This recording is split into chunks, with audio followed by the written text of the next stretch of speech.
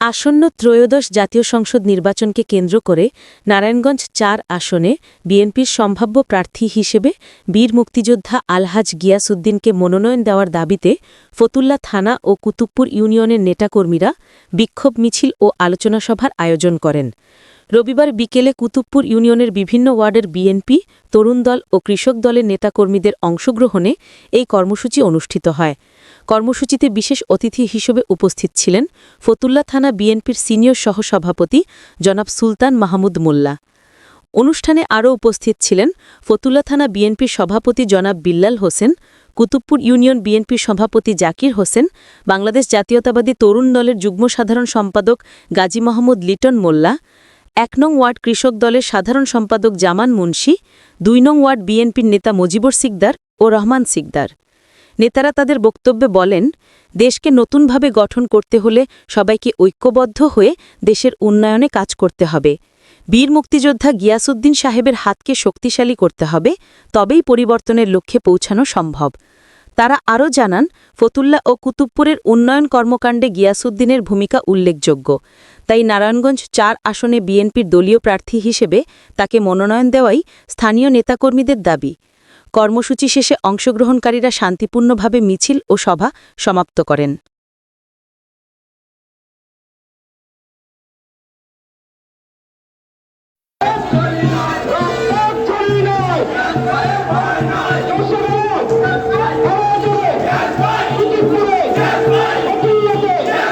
আজকে আমরা এই মিছিলে অংশগ্রহণ করেছি।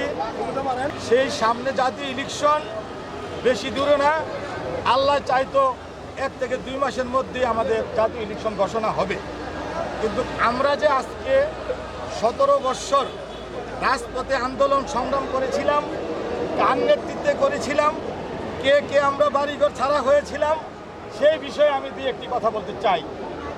আপনারা জানেন, নারায়ণগঞ্জের সাবেক সংসদ সদস্য বীর মুক্তিযোদ্ধা আলহাজ মোহাম্মদ গিয়াসউদ্দিন সাহেব নারায়ণগঞ্জের জেলার সভাপতি নির্বাচিত হওয়ার পর থেকে নারায়ণগঞ্জকে যেভাবে সুসংগঠিত করেছে, তার চাইতে দক্ষ এবং সুসংগঠিত সাংগঠনিক ব্যক্তি আমাদের নারায়ণগঞ্জে নাই। বন্ধুরা আমার, ওনার নেতৃত্বে যখন আমরা কাজ করেছিলাম, তখন আমাদের প্রিয় নেতা জনাব তারেক রহমান ঘোষণা করেছিল যে আমার একটা কর্মীও বাড়ি ঘরে থাকতে পারবে না, তোমরা সব রাজপথে থাকো, ফয়সালা রাজপথে হবে। এই নির্দেশনা দিয়েছিল তারেক রহমান। কেন এই নির্দেশনা দিয়েছিল?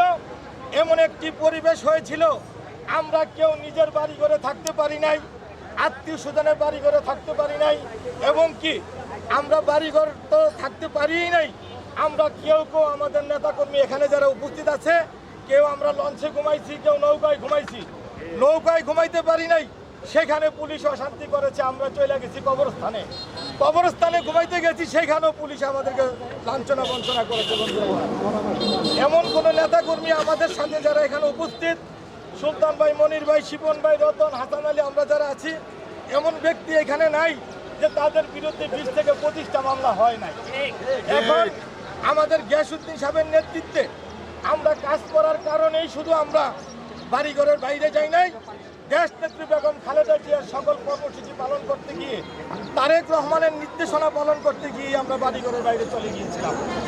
আল্লাহর অশেষ মেহেরবানিতে এবং দয়ায় সারা বাংলাদেশ ঐক্যবদ্ধভাবে তারেক রহমানের নেতৃত্বে হওয়ার পরে আমরা দেখতে পেলাম নারায়ণগঞ্জ থেকে যে ব্যক্তি নাকি ঘোষণা দিয়েছিল খেলা হবে খেলা হবে, সেই ব্যক্তিকে গিয়াসউদ্দিন সাহেবের নেতৃত্বে আমরা হটানোর পরে আমরা ৫ তারিখ ফিরে পেলাম। বন্ধুরা আমার, আমরা ৫ তারিখ ফিরে পাওয়ার পরে আমরা দেখতেছি এমন কিছু নেতা কর্মীরা আমাদের নারায়ণগঞ্জ ৪ আসনে মনোনয়ন চাইতেই পারে, কিন্তু যেই ঘোষণা আমাদের নেতা, প্রিয় নেতা তারেক রহমান ঘোষণা করেছে যে রাজপথে থাকলেই শুধু চলবে না, শুধু ছবি তুললেই চলবে না, রাজপথে কাজ করতে হবে।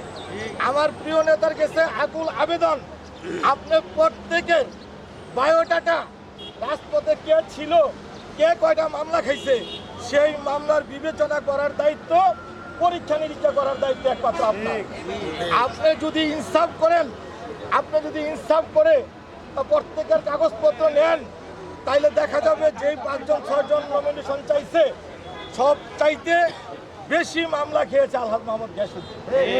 শুধু নারায়ণগঞ্জের মধ্যে শ্রেষ্ঠ মামলা খায় নাই, আমার মনে হয় বাংলাদেশে 2, 4, 5 জন 10 জনের মধ্যে সর্বোচ্চ মামলার আসামি হয়েছে আলহাজ মোহাম্মদ গিয়াসউদ্দিন। সে 82 থেকে 30টা মামলার আসামি বন্ধুরা আমার। সে 17 বছরে অন্তত 10 বার জেল খাটছে, সেইটা আমরা দেখছি। আমরা যারা ওনার সাথে কাজ করেছি আমরাও একাধিকবার জেল খাটছি, বাড়িঘর ছাড়া হয়েছে।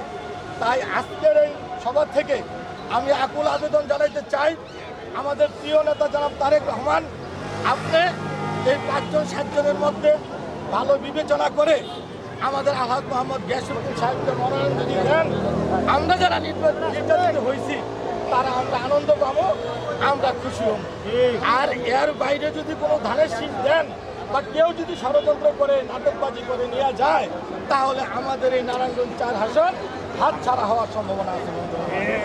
আমরা এই আসনটিকে পুনরায় গিয়াসউদ্দিন সাহেবের হাতে ধানের শীষ দেওয়ার জন্য আমরা উদারতা আহ্বান জানাই এবং গিয়াসউদ্দিন সাহেবের নেতৃত্বে আমরা আছি, আগামী দিনেও থাকবো, যতদিন পর্যন্ত আমাদের প্রিয় নেতা তারেক রহমানকে রাষ্ট্রপ্রধান না বানাইতে পারবে। আমি আপনাদের সকলের সহযোগিতা পেয়েছি এবং আমাকে যারা সহযোগিতা করেছেন আজকের মিছিল থেকে শুরু করে যতদিন আপনাদের সাথে কাজ করেছি, আপনাদের কাছে কৃতজ্ঞতা স্বীকার করি এবং আপনাদেরকে আন্তরিক ধন্যবাদ জানাই। সুলতান ভাই, মনির ভাই, শিপন ভাই, আপনার এখানে যারা আছে, যুবদল, ছাত্রদল, সবাইকে আমি আমার অন্তরস্থল থেকে আন্তরিক ধন্যবাদ জানিয়ে আমি আমার বক্তব্য শেষ করছি।